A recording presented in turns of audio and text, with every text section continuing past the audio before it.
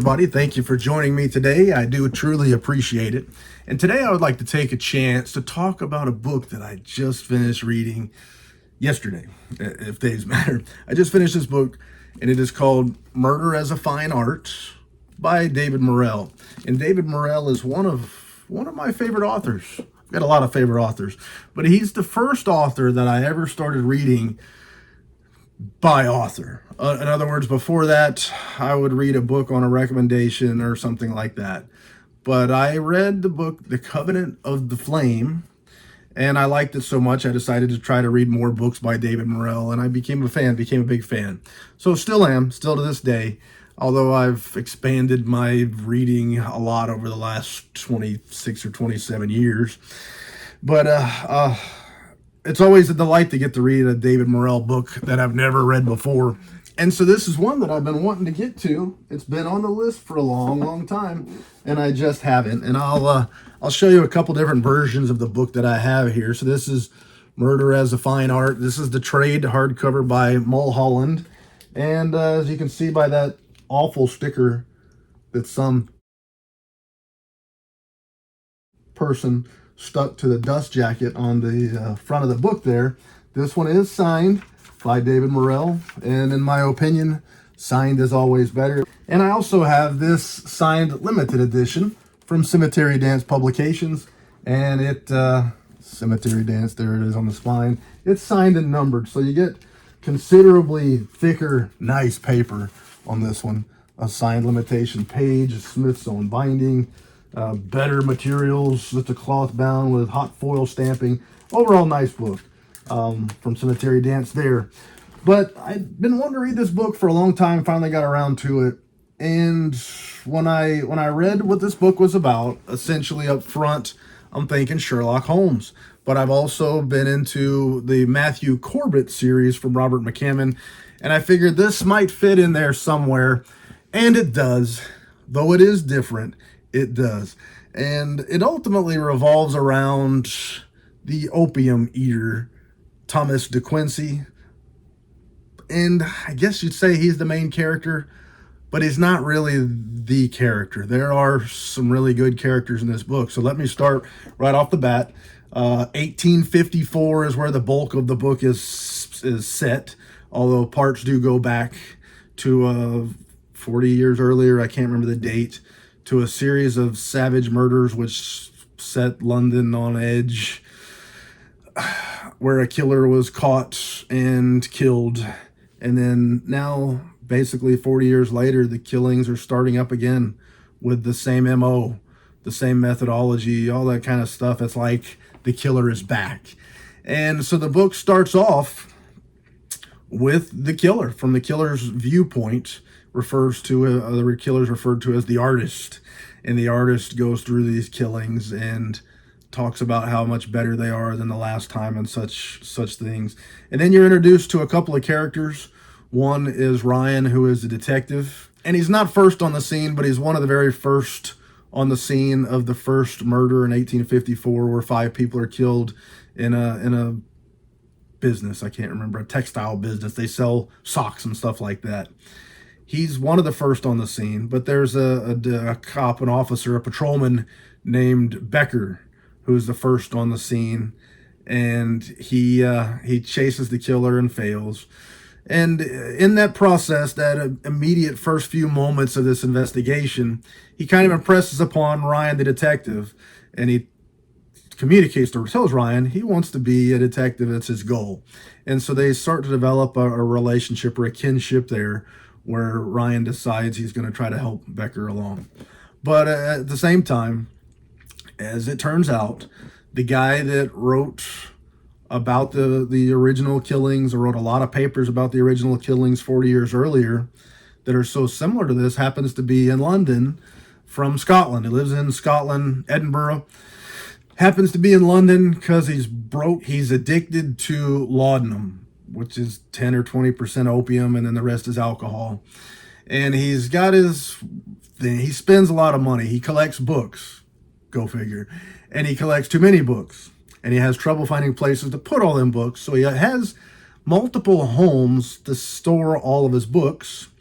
And he's broke because he can't afford to pay for all this stuff, and he's addicted to laudanum and other things. He's a kind of a quirky fellow. He's in his 60s now. He's old and frail in this book. He happens to be in town trying to promote his books, trying to sell some books so he can pay some bills and keep the wolf at the door at bay.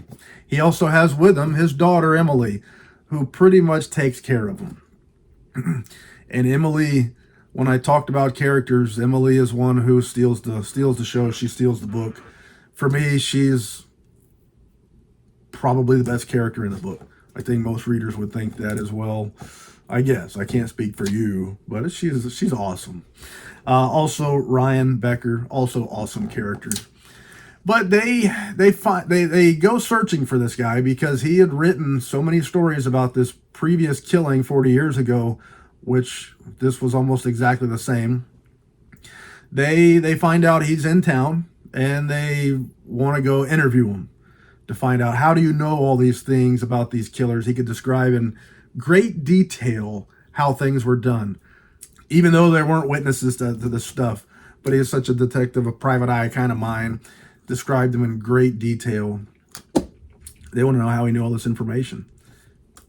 In the process, he ends up becoming named as a suspect in these new murders by the man in charge, the big shot, the big boss named Lord Palmerston. He's kind of the most powerful man in England in a way. He's never the top guy, but he's the one that's around for all of the different top guys that run the show. He calls the shots, and everybody knows what Lord Palmerston wants. He's going to get powerful and make sure he exerts his power every chance he gets. He says, you go arrest this Thomas de Quincey and lock him up, and that'll buy you some time. Say he's the killer. That'll give you a chance to investigate these murders further and catch the real killer if it's somebody else. Both Ryan and Becker, they don't agree, but they got to do what they got to do. They don't want to get fired or locked up or anything like that. So they do it, and the story proceeds. I won't give you too many more details about the story itself. But the character, Thomas de Quincey, the main character, he's a cool little old man, small, short, frail, slim, feeble, badly addicted to laudanum or opium, which is the addictive ingredient, apparently. Badly addicted to it. He's quirky, he's very intelligent, but he doesn't speak straightforward. He almost speaks in riddles, kind of, and the other characters in the book are annoyed by the way he talks, but they respect his intelligence. They respect the way he thinks, mostly. And then both Ryan and Becker, Ryan is a detective. He's Irish, which at that point in London, I guess, is a big negative against you. A redheaded Irishman, they don't respect him. He's worked hard to try to get rid of his Irish accent so he can fit in, and he wears hats a lot to try to cover his red hair. And then, like I said, Becker, he's a cop, a patrolman who is wanting to promote, wanting to better himself, and he's hoping he can learn a lot from Ryan to try to get that opportunity. Does he get that opportunity? Read the book and you'll find out. But Emily is where the book really shines, I think, as a character. Some other great characters in here. But Emily is the daughter of Thomas de Quincey, and she is very polite and well-spoken and intelligent and strong-willed, and she has an amazing way of getting everybody to do what she wants them to do with a straightforward method. She's not sneaky and conniving and tricky. She is straightforward. She's kind. She's considerate. She's just pure good, but so cool in the way she handles things. And then with the killer, I won't tell you much about the killer other than how it starts. He's referred to as the artist, and you find out who the killer is. But he's described as the artist, and you see killings from the artist's perspective. It's kind of like Jaws. If you ever read the book Jaws, the book starts off from Jaws' perspective, and this book kind of does it in the same way, where it was fun knowing what Jaws was thinking when Jaws was doing what he was doing.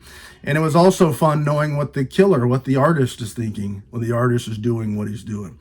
So the killer starts off very well too, good all the way through. But I like the killer. I didn't like the killer, but the killer was a good character, a good villain.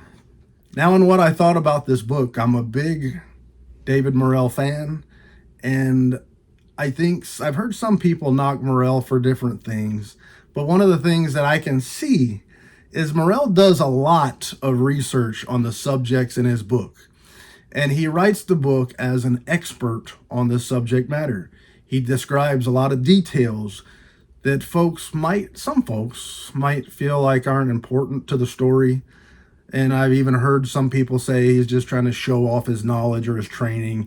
For example, if he's going to be talking about knife fighting, he's going to research and take knife fighting lessons and things like that. So that's just an example in some of his other books.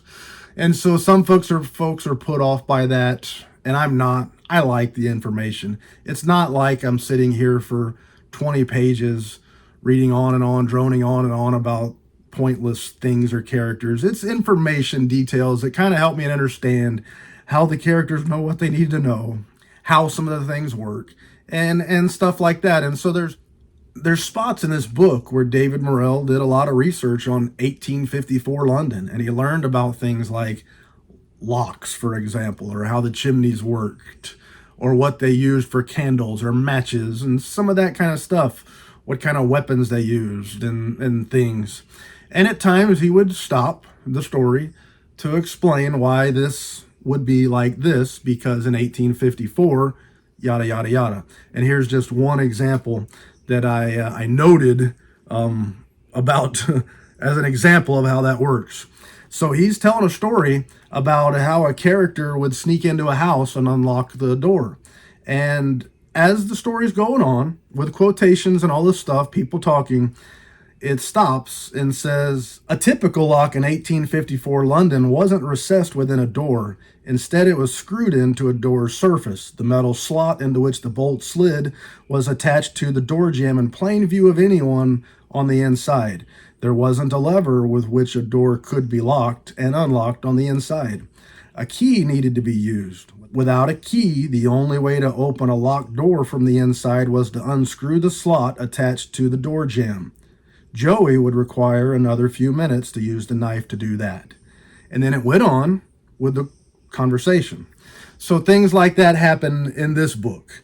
And here's another one. They're talking again about a doctor. They're taking somebody to a doctor to get a treatment for an injury, a wound, to a physician. And then it stops in the story and says, like most physicians in 1854, Dr. Snow had his office in the home, running with the boy and then it goes on telling the story again. So it would stop at times and explain why in 1854 this would be like that. It didn't seem like the normal thing to do by most writers and books, but I really loved it. And here's why I loved it. Because there are different types of storytellers. We're talking about a book. We're talking about a story here. And I've known lots of good storytellers in my life that have told stories in many different ways. Some storytellers will tell you a story. They'll go on and on about fantastic, unbelievable, amazing events that occurred and what he said and what she said. And you may not believe any of it, but it's a fascinating story. Other storytellers will tell you things, but they'll leave out a lot of stuff that makes the story not make sense. They might have told the truth, but they left stuff out. And then other storytellers might be telling you a story, and then Bobby was walking and saw this thing. By the way, this thing was a whatever, and in this place where they were, these things are common and they kill a lot of people. Well, that's information that might help you understand why the story was going the way it was going to go, or would have gone the way it would have gone, or something like that. And so I look at this like that, and I dug it. It's fine with me. I liked it a lot. Now, again, to tell you what I thought about this book without spoiling it, I really loved this book. There was a spot at the end, a portion at the end, where the ending was great. I liked it. It ended well. I liked the way it ended. But it got to be where it's common in some movies where things are going on and the world seemingly pauses so that people can explain to each other why they did what they did, what happened when this happened, to explain to you what you were thinking, why you did it, all these kinds of things, all the stuff that the reader or the watcher would want to know. but it seems weird in the setting. And that was something happened there towards the end of this book that was like that for me. Whereas I'm reading it, I'm thinking, gosh, it seems like they wouldn't have time for this or they wouldn't do this in this case. But it did explain the motivations, the rationality, the logic, how things happened, stuff like that. It gave me the information I needed, so I gave it a pass. And then the book went on to wrap things up in a way that I really enjoyed. And so I'm going to give this book, not a perfect book, but still when I rate it on a 5-star scale, I'm giving this 5 big ones because it's a book that I loved. There's a sequel to this book. I'll show you that right here. There are 2 sequels. It's a trilogy, at least at this point, in terms of there are 3 books. I've only read the first one. The second one right here, Inspector of the Dead, furthering Thomas de Quincey stories. And the third one, Ruler of the Night. And I will tell you, I will read these books. And if I didn't already have commitments that I have other books I got to read now, I'd be reading these books now. Because Murder as a Fine Art was just that dang good. So with that being said, I'm sure there's a lot of stuff I left out. I hate reviews because I never know when I'm telling you too much or not telling you enough and you think the guy didn't read the book. But there's my review. I got no more lies that I'm going to tell, even though in this case I could think of plenty. Thank you for your time. I do truly appreciate it. And say la vie, baby. Dude.